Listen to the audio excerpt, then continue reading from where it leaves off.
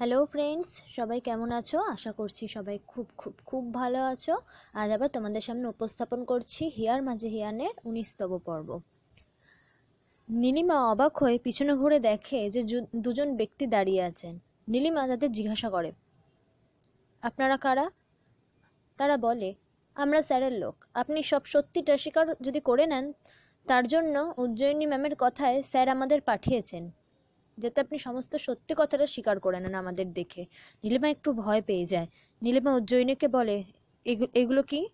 উজ্জয়িনী বলে, তেমন কিছুই না, তুমি সত্যিটা স্বীকার করো, তাহলেই সব মিটে যাবে। কারণ যে ভুলটা করেছো সেটা স্বীকার করতে তোমাকে হবে, সেটা শিখতে হবে তো এখন থেকে, তাই না? নীলিমা বলে, তুমি আমায় বলে দেবে কোনটা ঠিক আর কোনটা ভুল, কোনটা স্বীকার করবো আর কোনটা স্বীকার করবো না। উজ্জয়িনী বলে, সঠিক টাইমে শিখলে আমাকে আর কষ্ট করতে হতো না, কিন্তু কি করব বলো? যাকে বাদ দাও, ওসব কথা এখন ছেড়ে এখন আসল কথায় আসি। দেখো, তোমার কাছে দুটো অপশন আছে, তুমিই বলো এখন তুমি কি করবে। যে ভুলটা করেছো সেটা স্বীকার করবে, নাকি? এই বলে সে লোকগুলোর দিকে তাকায়। নীলিমা একটু ভয় পেয়ে যায়। নীলিমা বলে, আচ্ছা ঠিক আছে ঠিক আছে, বলছি আমি। উজ্জয়িনী বলে, না না, প্রথম থেকে শুরু করার কোনো দরকার নেই, শুধু স্বীকার করলেই হবে, বাদ বাকি প্রমাণ তো আমার কাছে আগে থেকেই আছে। নীলিমা আর কোনো উপায় না দেখে শেষ পর্যন্ত সবটা স্বীকার করে নেয়। উজান নীলিমাকে এরপর বলে, thanks Nilima, and now get out from my house.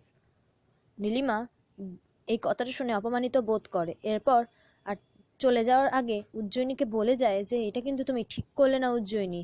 Ujjayini বলে, তোমার এখন এটা মাথায় না রাখলেও চলবে, তুমি বরং মাথায় রাখো যে নেক্সট টাইম থেকে যেন এইরকম কোনো ভুল না হয়। নীলিমা এরপর ওখান থেকে চলে যায়।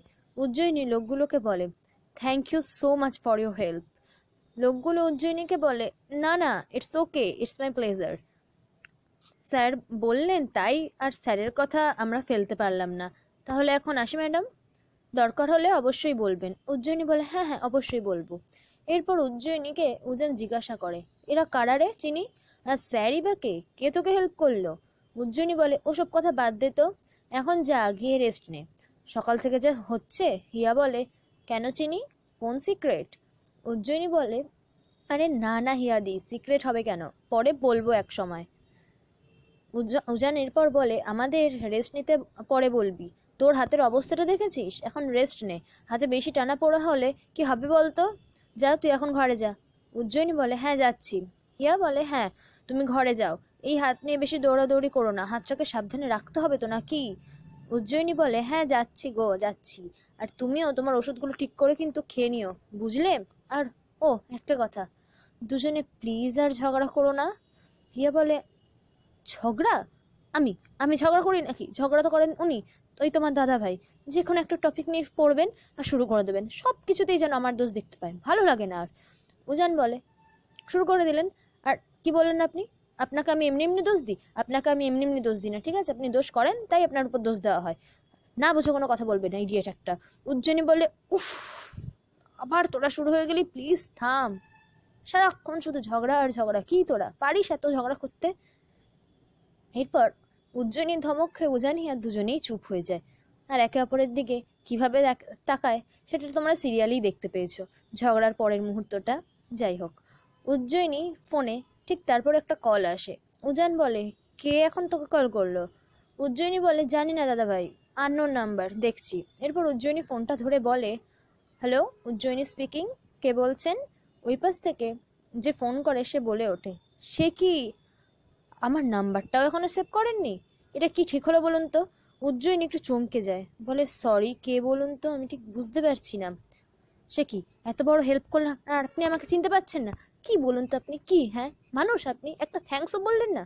উজান বলে, কি রে, এই কি সেই তোর হেল্পিং স্যার? উজ্জয়িনী একটু থতমতও খায়, একটু অবাকও হয়। যাই হোক, কে এই ব্যক্তি যে ফোন করলো উজ্জয়িনীকে? কে এই ব্যক্তি যে উজ্জয়িনীকে হেল্প করলো? আর কেই বা এই স্যার যে নীলিমাকে নিয়ে যাওয়ার জন্য পাঠালো? সব কিছু জানাবো খুব তাড়াতাড়ি নেক্সট এপিসোডে। ততক্ষণ ভালো লাগলে ভিডিওটাকে শেয়ার করুন, আমাদের ভিডিওটাকে লাইক করুন, আর চ্যানেলটিকে সাবস্ক্রাইব করুন। আর হ্যাঁ, আপনাদের কি মনে হয় কে এই ব্যক্তি, নিজেদের মতামত আমাদের কমেন্টে জানাতে কিন্তু ভুলবেন না। Thank you.